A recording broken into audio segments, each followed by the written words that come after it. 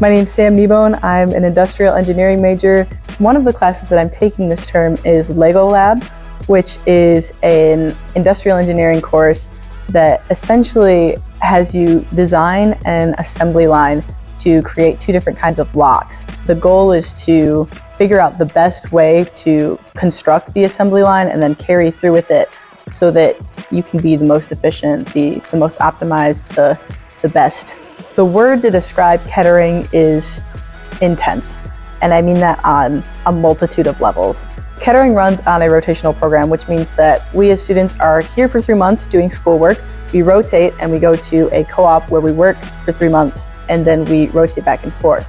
The thing that makes Kettering so unique and so beneficial to your future is coming out of college with the work experience, as well as the way that your brain interacts with learning and then doing and learning and doing. I would describe my peers as hardworking, smart, and fun. Even though everyone at Kettering is so unique and very strong, you almost start to blend into the crowd. It's kind of bizarre because everyone here is just so hardworking, on their game.